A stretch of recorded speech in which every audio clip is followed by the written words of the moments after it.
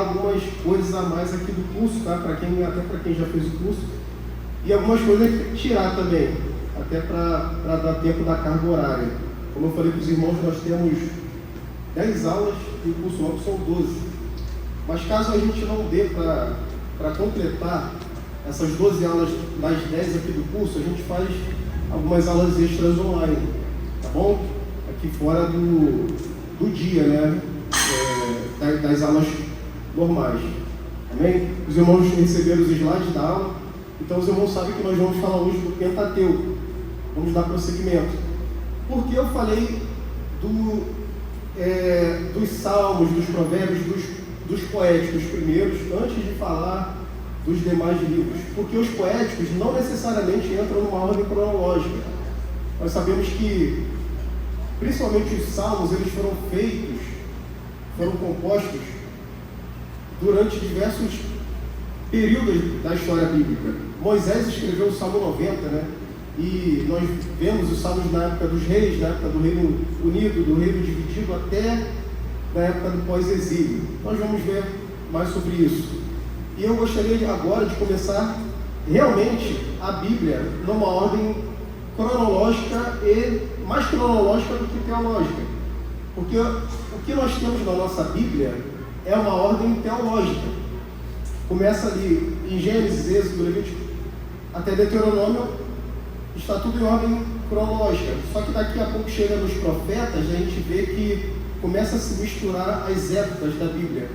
Isso não foi feito para atrapalhar você não, na verdade foi feito para facilitar, porque está em ordem temática a Bíblia. Mas só que eu quero colocar para vocês aqui, nesse curso, uma ordem mais ou menos cronológica da Bíblia. Nós vamos passando através dos temas bíblicos e dos livros da Bíblia. Amém? Pentateuco não vai mudar muita coisa, mas nós vamos ver mais um pouquinho adiante que isso vai fazer muita diferença no nosso entendimento. Tá? Então nós agora vamos começar a falar em si dessa passagem cronológica do Antigo Testamento. E quando a gente fala Antigo Testamento, vem à nossa mente muita coisa, né? Velho, obsoleto, mas não é isso. Quando se fala do Antigo Testamento da Bíblia, a gente não pode ler o Novo Testamento sem o conhecimento do Antigo. É impossível. O Antigo Testamento é o chão que nós pisamos para entender o Novo. Sem o Antigo Testamento é impossível entender o Novo Testamento. Então essa é a base da nova aliança em Cristo, o Antigo Testamento. Ele, como eu falei, está organizado em categorias para auxiliar no seu entendimento do propósito da Bíblia, tá bom? Fica um pouquinho dificultoso ali no entendimento dos fatos, mas essa compilação foi feita mais tarde foi feita, né, principalmente na época da Septuaginta, quem lembra aqui da última aula, para facilitar o entendimento teológico. Eles não se importavam muito com esse entendimento cronológico como nós do Ocidente. Para o pessoal do Oriente, principalmente do Antigo Oriente Próximo, eles entendiam melhor os temas em cadeia. Nós já entendemos cronologicamente. Tá? Então, como nós sabemos, o Antigo Testamento foi escrito por Moisés. Moisés ele escreveu quase todo, né, o Pentateuco, com exceção ali algumas partes da morte dele, de alguma revisão que foi feita posteriormente. Mas aqui, quando nós olhamos para o Antigo Testamento inteiro, o Antigo Oriente Médio, né, ou o Antigo Oriente Próximo, todos os acontecimentos narrados no Antigo Testamento estão nesse quadradinho aqui, ó. Uma parte da África, da Ásia, tá bom? E boa parte ali do Oriente Médio. É esse pedacinho de terra aqui que é onde acontecem as principais narrativas bíblicas, que nós vamos ver a partir de agora. E a gente começa com Gênesis, né? Gênesis, ele é o ponto de princípio. Ele é o ponto de princípio da Bíblia. E nós vamos ver que Gênesis, ele é o ponto de contato com toda a Bíblia, do início até o final. Até Apocalipse, nós vamos ver pontos de contato de Gênesis, que vão tocando de Gênesis. E conforme o decorrer da narrativa, nós vamos ver isso aí. Então, Gênesis, na verdade, o nome hebraico de Gênesis, que os judeus deram para o livro, é Bereshit. ou no princípio. Os judeus eles tinham como costume pegar as palavras iniciais do livro e dar o nome do livro com essas palavras iniciais. Gênesis começa no princípio, criou Deus os céus e a terra. Então eles colocaram o nome do livro de quê? No princípio, né? Bereshit. E como é que se chamou Gênesis? Através da Septuaginta. Para quem lembra, Septuaginta é a tradução do hebraico para o grego. Foi feito ali antes de Cristo, ali mais ou menos no 3º século antes de Cristo. O nome adotado pela Septuaginta é Gênesis, ou origem, nascimento, começo. Gênesis significa literalmente isso, tá bom? Então as traduções gregas e latinas foram colocar o nome do conteúdo. Gênesis é o conteúdo, o princípio. Já os judeus, eles chamavam pelo início do livro, tá bom? Então esse livro de origens, ele contém os relatos do trato de Deus com 10 grupos diferentes. E nós vamos ver que isso é marcado pelo uso frequente de uma palavrinha. Essa palavrinha se chama Toledot, é uma palavrinha hebraica chamada Toledot. E essa palavra marca as histórias que vão sendo desenvolvidas em Gênesis. Toledot significa nada mais que origens, gerações, genealogia.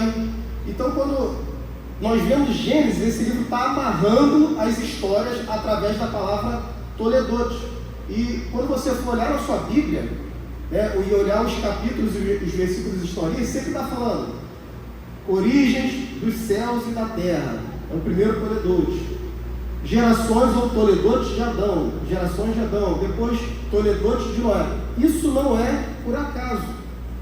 O escritor, Moisés, inspirado pelo Espírito Santo, ele está chamando sua atenção que cada história narrada, ela está sendo desenvolvida através dessa palavrinha, tá bom? Isso aí é um recurso literário que o autor está utilizando para te chamar a atenção. Então, isso é como se fosse uma ponte literária, uma história sendo amarrada com a outra. O que isso significa para a gente? Significa que nós não podemos olhar as histórias de Gênesis em separado. Falar, essa aqui é a história de Noé. Choveu, né, e ele fez a arca para tocar a sua família. A história de Adão. Você tem que ver todas as histórias sendo amarradas uma à outra. Que existe algum ponto de convergência ali que você tem que fazer uma associação. Quais temas foram desenvolvidos no Toledot anterior para que faça sentido nesse Toledot? Por exemplo, a maldade humana. A gente vê a queda de Adão, o pecado em Adão, e esse pecado vai se desenvolvendo com Caim matando Abel, e sofre uma escalada tão grande que culmina onde? Noé. Está vendo como vai sendo desenvolvido o tema do pecado, da maldade humana, através de quê? Dessas amarras literárias chamadas Toledot. Tá bom? Isso significa que nós não podemos olhar as histórias em separado. As histórias estão sendo desenvolvidas. Amém?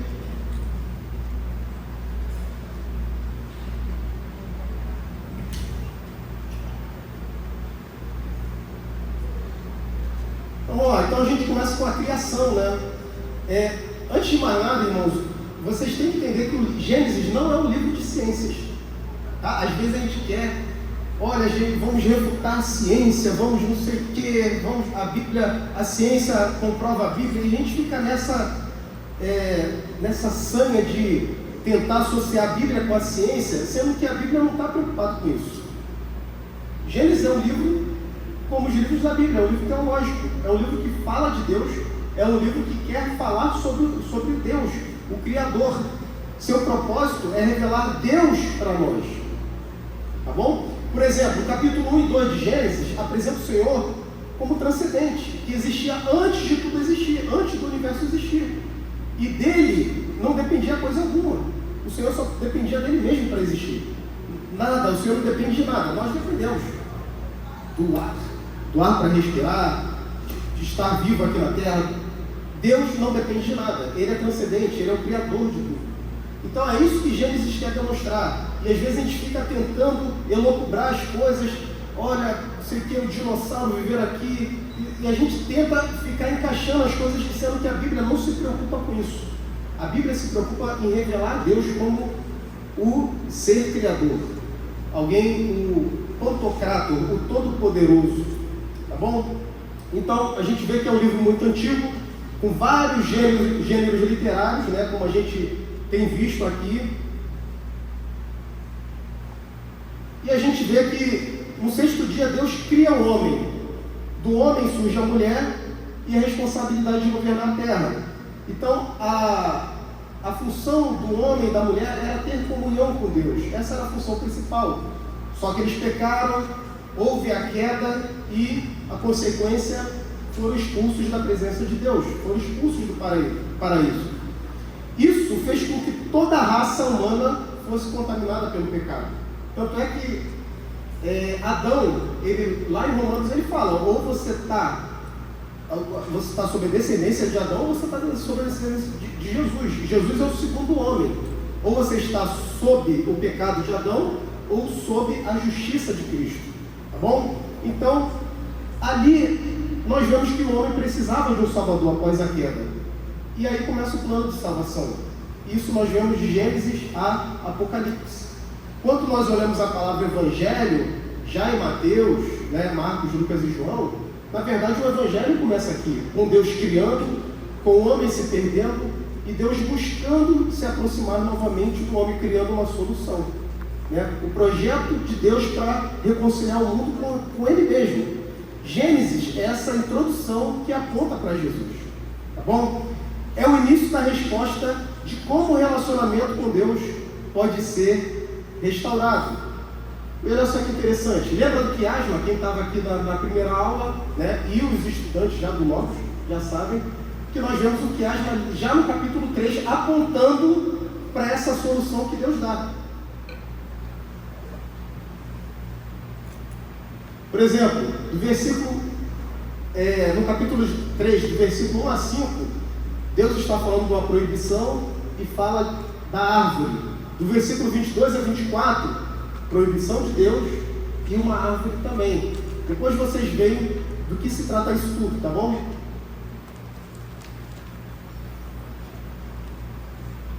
Versículo 6 a 8, vestimentas para Adão e Eva.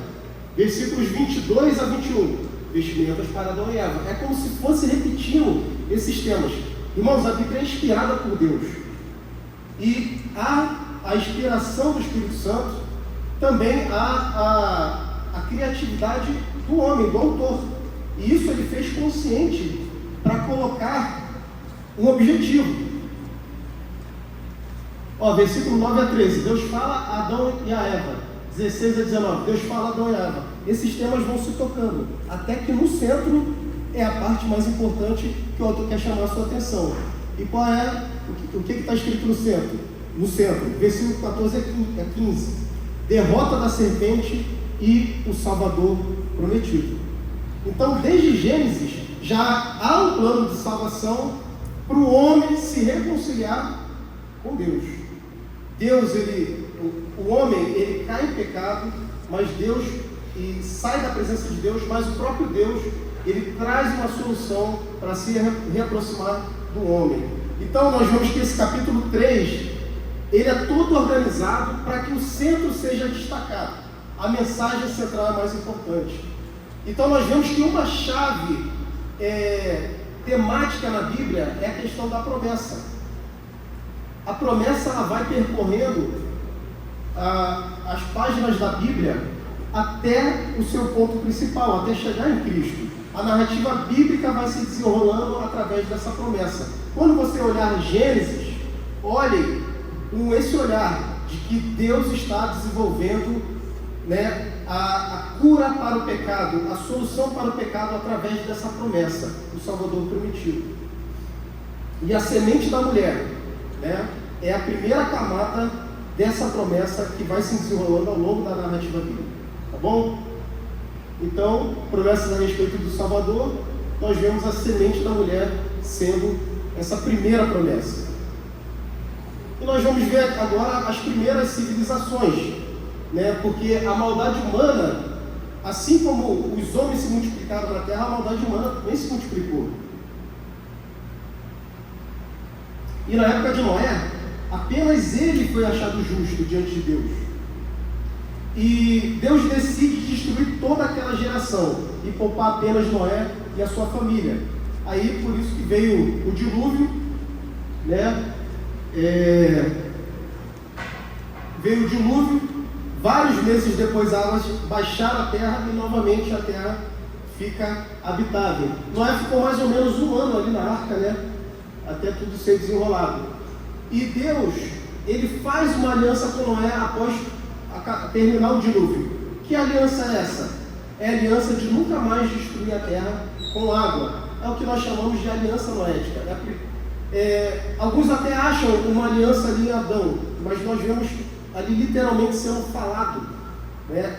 Uma aliança, Deus fazendo uma aliança com Noé. O que é uma aliança, irmãos? Aliança significa literalmente cortar, berit no hebraico, é cortar. É você cortar. Quando você faz uma aliança, você corta, né? É um acordo entre partes. É muito comum, quando a gente, no Antigo Oriente Próximo, acha muito na arqueologia, né, em vários documentos antigos, tratados de aliança entre povos, ou entre povos iguais, eu não te ataco, você não me ataca, ou entre um suzerano e um vassalo, ou seja, um povo que dominou o outro e fala, a partir de agora nós fazemos aliança, você me dá uma taxa e eu te protejo, tá bom? É mais ou menos assim. E a aliança pode ser condicional ou incondicional. E também, geralmente, essa aliança vem com um sinal. Então, era uma coisa bem comum na antiguidade, que Deus se utiliza disso para fazer uma aplicação com Noé. Tá bom? Queria saber até o horário, até 4 e o primeiro intervalo? Depois, se alguém perguntar para Paulo, eu agradeço. O primeiro horário, o primeiro intervalo, se é 4h40 ou 4h50. 5 horas? Tá bom. Então, nesse caso aqui, a aliança noética é uma aliança incondicional. Não depende de nada que Noé ou seus descendentes façam para fazer a promessa se cumprir. A promessa é baseada apenas na fidelidade de Deus. Tá bom? E qual foi o sinal? O grande arco de Deus, que a gente chama de arco-íris, né? Por que o arco? Porque nós vemos lá no trono de Deus, lá em Ezequiel 1:28, Apocalipse 4:3 fala que há um arco, né, que está ali, que rodeia a grande sala do trono de Deus. Para dizer que é a própria glória de Deus que está ali como testemunha desse acordo, dessa aliança. Tá bom? Então, nós vemos que a partir dali, Noé e os seus descendentes, eles povoam o mundo.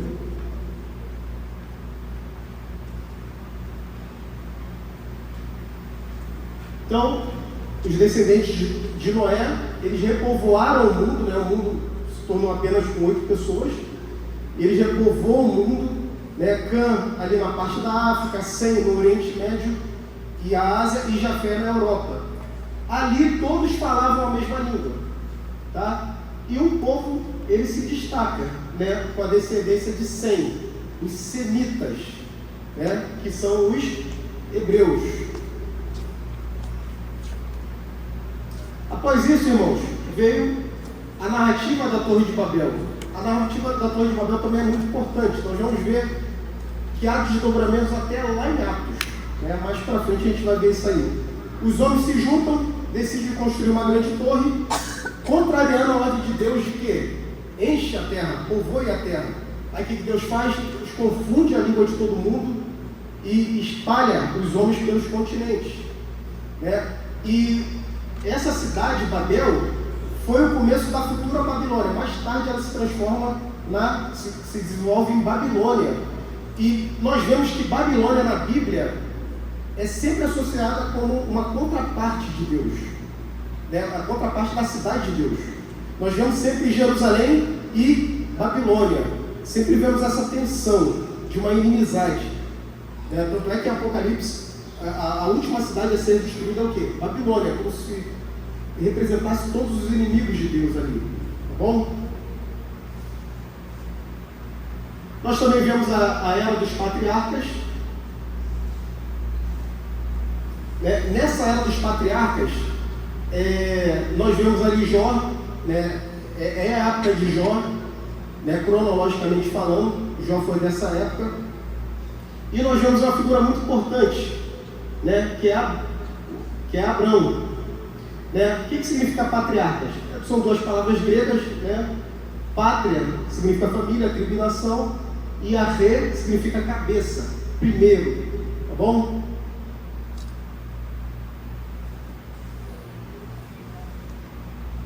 Então a gente vê Abrão ali. Então, quando nós olhamos ali de Adão até os filhos de Noé, são os fundadores da raça humana.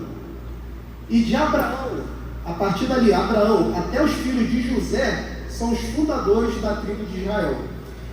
Então a gente chega aqui em Gênesis 12. Abrão é descrito em Gênesis 12. Irmãos, é como se fosse uma grande introdução que Moisés está fazendo, que o escritor está fazendo, para chegar agora. Nós vemos que a narrativa de Gênesis 1 até 12 é corrida, é rápida. E a partir de agora dá uma desacelerada para mostrar o quê? Que agora o povo de Israel está sendo formado, o povo hebreu, o povo que Deus escolhe. Então, e essa narrativa até Gênesis 12 não tem um personagem principal, mas agora tem, através de Abrão. Então, o foco agora é em um homem, Abrão, o homem que Deus escolhe e faz uma aliança com ele. Então, de Gênesis 1 a 11, nós vemos o processo de degeneração moral do homem, e agora Gênesis 12 é essa transição para a execução do plano divino de redenção. Lembra da promessa? A promessa, ela tem que vir de uma semente. A semente tem que vir de um povo. E agora Deus está desenvolvendo esse povo a partir de Abrão. E nós vamos ver essa narrativa através de agora.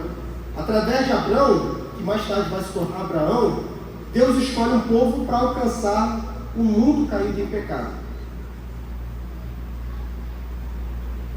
Então, esse é o clímax de Gênesis, ali, ou um dos clímax de Gênesis, sendo amarrado pelaquela palavrinha, Toledot, que a geração. Como Deus responde à maldade humana? Através de Abraão, levantando Abraão, e através da sua descendência, que ele vai abençoar a humanidade.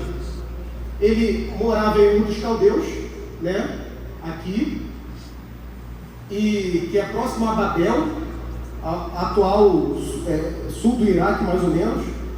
E ele dá uma ordem, Deus dá uma ordem: Abraão, sai da tua terra e da tua parentela, que eu vou te mostrar o lugar para onde você deve ir.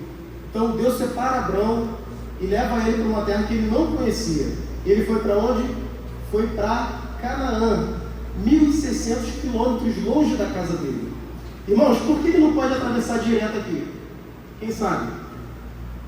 Por causa do deserto. Deserto, se ele atravessar esse deserto da Arábia aqui, ele morre na hora. Tem como? Por isso que ele tem que circundar toda essa área aqui até chegar a Canaã, do Ur dos Caldeus, do lugar que era cheio de idolatria, cheio de maldade humana, para um lugar onde Deus iria preparar para levantar o seu povo. Tá bom? Então, ao chegar na terra, Deus faz uma aliança com Abraão.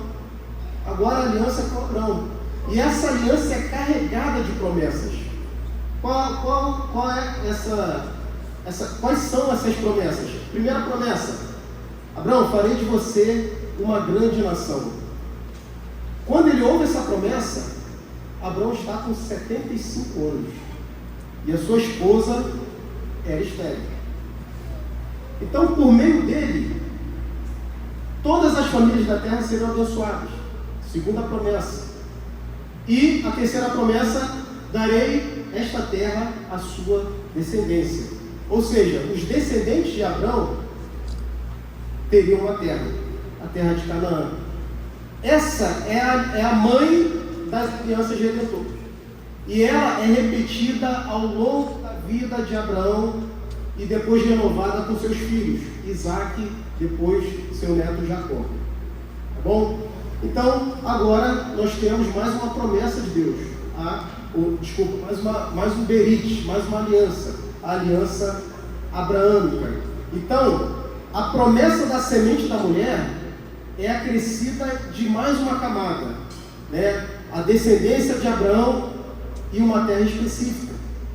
Então, a semente da mulher agora entra mais uma camada para se encaminhar ao Salvador prometido, que vai solucionar o problema do pecado lá de Gênesis 3. Então a vida de Abraão é movida pelas essas promessas. Então, para ratificar essa promessa, para confirmar essa promessa, Deus muda o nome de Abraão. Né? Abraão significa pai exaltado, agora ele é Abraão, que significa pai de uma multidão. Né? Né? Que é pai, e Am, que significa povo. Aí, Av, quando junta as letras, né? O V se transforma em B, Abraão. Né? Amém? Então, a aliança abrâmica, ela é apresentada aqui em Gênesis 12, depois firmada em Gênesis 15, né? E depois reafirma novamente em Gênesis 17. E olha que interessante, Deus manda Abraão cortar alguns animais, e esses animais são cortados e colocados no meio, assim, um pouquinho para um lado, um pouquinho para o outro. Quando Abraão cai no sono, Deus passa por entre esses animais. O que isso quer dizer? É uma aliança em que só Deus entra, em que só Deus está nessa aliança. Né? Apesar de ser uma aliança com os dois, é uma aliança incondicional, que não depende de Abraão fazer ou seus descendentes fazer qualquer coisa. Ele vai ser pai de uma grande multidão, ele vai abençoar as nações e a terra vai ser dada para a sua descendência. É uma aliança incondicional, reafirmada pelo próprio Deus. Então, nasce Isaac. E quantos anos Abraão tinha quando Isaac nasce? 100 anos. O filho tão esperado, tão amado. É interessante que no capítulo, Deus dá Isaac para Abraão, e no outro capítulo Deus está pedindo Isaac. Me dá teu filho em sacrifício. A gente não sabe quantos anos tinha Isaac ali, alguns acham que é 14, outros acham que é 33, enfim, né? Como é um texto muito antigo, não há um consenso. Mas o fato é que Deus pede Isaac em sacrifício. E agora eles chegam lá em Moriá, e Isaac pergunta: pai, está aqui o fogo, está aqui a lenha, mas está faltando alguma coisa, né? Onde está o cordeiro para o holocausto? Aí, o que Abraão responde? Deus proverá. Mas antes de matá-lo, né, chega o anjo do Senhor, chama ele e fala: não, ali está um carneiro, você oferece no lugar dele. Irmãos, essa história não se trata de Abraão e Isaac. Essa história aponta para um sacrifício superior. Tá bom? Existem alguns termos da teologia, né? Sensus plenior, senso superior, que é uma história. Ela não representa só essa história, mas representa algo a mais. Tá? Lembra quando João Batista aponta para Jesus como se respondesse a pergunta de Isaac? O que ele fala? Né? Ele olha para Jesus e fala: eis aí o Cordeiro de Deus. Isaac está perguntando: onde é que está o Cordeiro para o holocausto?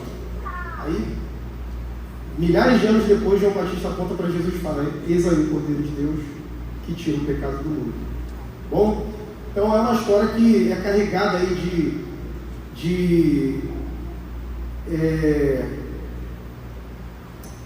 é carregada de teologia e carregada de cristologia também, tá bom? Então os patriarcas, irmãos, a gente aprende então Abraão, depois Isaac, depois Jacó, que muda seu nome para Israel. E como é que formam, né, as 12 tribos de Israel, tão conhecidas 12 tribos de Israel? Jacó tem 12 filhos, né, todos esses filhos aqui, Só que José, tem a história de José que vai para o Egito, ele tem 2 filhos. Quais são os filhos de José? Manassés e Efraim. Aí você fala, agora tem 14. Não são 12 tribos de Israel, por que tem 14 agora? Primeiro porque José não conta por causa dos filhos dele, né? Então José não conta, porque os filhos dele representam ele.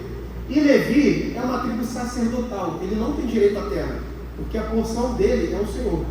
Nós vamos ver isso mais tarde, tá bom? Então, por isso que são 12 tribos de Israel, tá bom? Assim que são formadas as 12 tribos de Israel. Não são os 12 filhos de Jacó, literalmente, tá?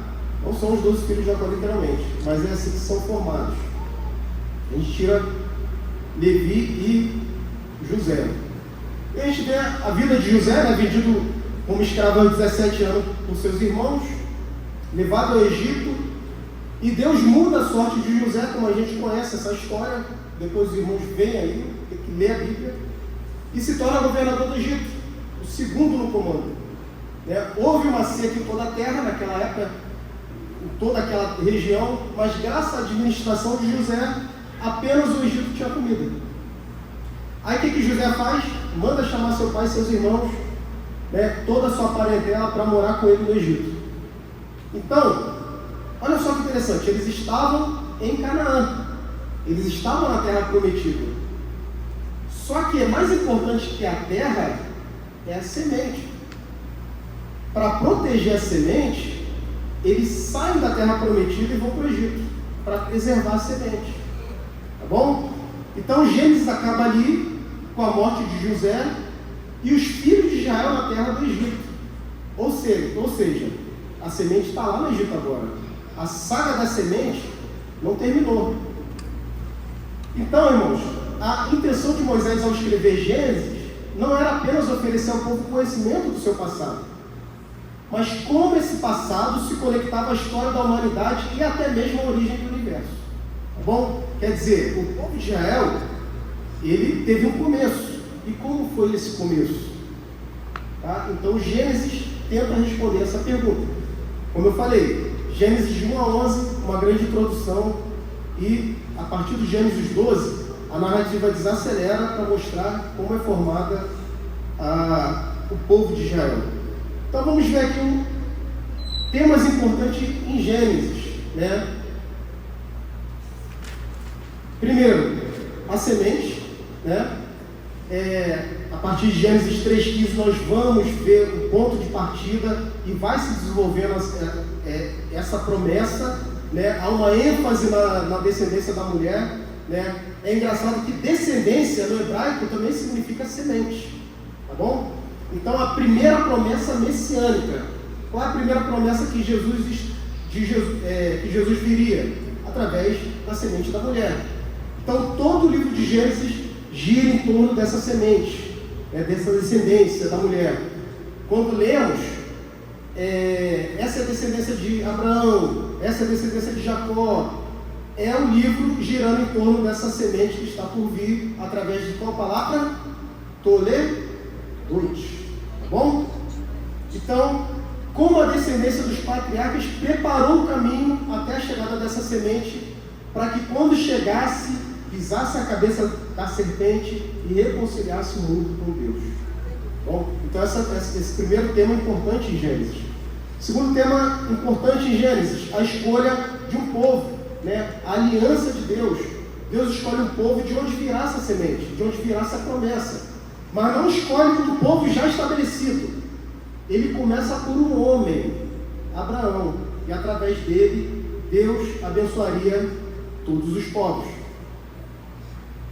E também terra, né? Terra é um assunto frequente em Gênesis. Ele promete uma terra para esse homem que ele escolheu. Daí a expressão terra prometida. Tá bom? Então a gente vê essa terra prometida lá em Gênesis. Essa terra que seria o início da reconexão do homem com Deus. Por quê? Porque nessa terra entraria um elemento muito importante do homem para com Deus, chamado tabernáculo. Nós vamos ver, né, daqui a pouquinho. E esse tabernáculo também aponta para a obra redentora de Jesus. Através dele, de Jesus, nós somos reconciliados. Através do tabernáculo, o povo iria para se reconciliar com Deus. Bom, então, Gênesis termina sem a promessa da semente ser cumprida. É como se o autor deixasse em suspensão, né, essa promessa. Até o Antigo Testamento todo, de Gênesis a Malaquias, termina com a expectativa da chegada dessa semente. Né, os profetas lembrando sobre o Pentateuco, né, a Torá, sempre sendo reafirmado essa promessa da semente, mas a semente ainda não chegou no Antigo Testamento. Mas lembra dessa palavrinha, toledot, é uma ponte literária, está conectando e mantendo junto os relatos escritos, uma coisa se juntando à outra. E qual é o versículo de abertura do Novo Testamento? O versículo de abertura do Novo Testamento, lá em Mateus, também conecta o Novo Testamento ao Antigo Testamento. Sabe o que quer dizer? Mateus não pode ser lido sem o conhecimento do Antigo Testamento. O que está escrito em Mateus 1, versículo 1? Sefer Toledot Yeshua, livro da geração de Jesus Cristo. Ou seja, Toledot está ali ligando todo o Antigo Testamento para os Evangelhos. Então, Jesus, a geração de Jesus, o Toledot de Jesus, está sendo ligado por todo o Antigo Testamento, porque o Antigo Testamento está apontando para ele, tá bom? É como se Mateus estivesse falando: eis aqui a semente prometida desde lá de Gênesis. Amém, irmãos? Amém. Então, queria que os irmãos tivessem alguma pergunta. Temos ainda 5 minutinhos ainda para o intervalo. Os irmãos têm alguma pergunta de Gênesis? Sobre alguma coisa? Às vezes, ou os irmãos estão sabendo tudo ou não estão sabendo nada. Fala tudo. Você falou que aliança normalmente é ligada à palavra Berit. Mas é ligada a corte. O que tem essa referência? Por que aliança seria essa referência? Lembra que Abraão cortou os animais? Ali é como se ele estivesse fazendo um corte, uma aliança. Porque na antiguidade, quando você cortava um animal para fazer uma aliança, é como se você estivesse falando: se você desfizer essa aliança, eu farei com você o que eu fiz com esse animal. Então, é um costume, né, do Oriente Antigo. É como se aquele que quebrasse a aliança tivesse o mesmo destino daquele animal cortado. Então, os judeus, não só os judeus, né, mas os povos antigos, eles eram muito literais. Né? Nós que viemos ali do Ocidente, de uma cultura mais grega, latina, nós temos mais um pensamento filosófico. Os judeus não, eles são mais práticos, né? São mais concretos. Para eles não existe o conceito de, né, eu tenho fé, mas não, eu tenho que pegar, eu tenho que segurar. Então é mais ou menos isso que acontece com a palavra aliança. Aliança significa cortar justamente por isso, que eles cortavam os animais e falavam: se você não cumprir a promessa, o seu destino será o mesmo destino desse animal. Tá bom? Mais alguém? Ninguém? Pode falar, irmão.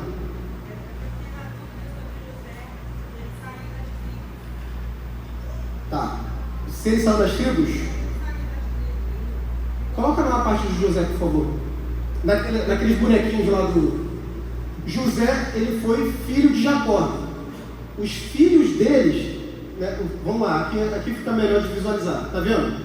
José era um dos filhos de Jacó, né? Só que ele não entra nas tribos porque ele é representado pelos filhos, Manassés e Efraim, tá bom? Então ele não entra como, porque as tribos são os descendentes, né? Os descendentes. Quando o judeu fala: eu sou da tribo de Benjamim, é porque o meu antepassado era o Benjamim, filho de José. Eu sou da tribo de Efraim, é porque o meu antepassado era o Efraim, filho de José. Não necessariamente filho de Jacó, mas eles entraram, é como se Deus desse dupla honra para ele. os filhos dele entrando. Ele não entrou, mas os filhos entraram no lugar dele. Levi não entra porque, nós vamos ver daqui a pouco, porque virou uma tribo sacerdotal, e José não entra porque tem os filhos dele no lugar dele. Deu para entender? Mais alguém? Ninguém? Irmãos, sobre o nosso trabalho aqui, o pessoal tem me abordado, é esse livro aqui, tá? E Deus falou na língua dos homens de Paulo Ono, né? É um dos livros que eu usei, né? Não é o livro base, mas é um dos livros que eu usei para fazer o curso, tá? Ele tem 4 capítulos, né? Como eu falei. Vamos lá explicando direitinho para os irmãos aqui agora. A parte 1, que chama de prolegômenos, é a introdução geral da bibliologia, tá bom? É como se fosse uma introdução à Bíblia. A parte 2 é o mundo do Antigo Testamento. A parte 3 é o interlúdio, é o tempo entre o Antigo e o Novo Testamento. Nós vamos ver também isso aqui, tá? E a parte 4 é o Novo Testamento. Então os irmãos pegam qualquer um dos 4 capítulos e façam um resumo. O resumo é de quantas páginas, irmão Rodrigo?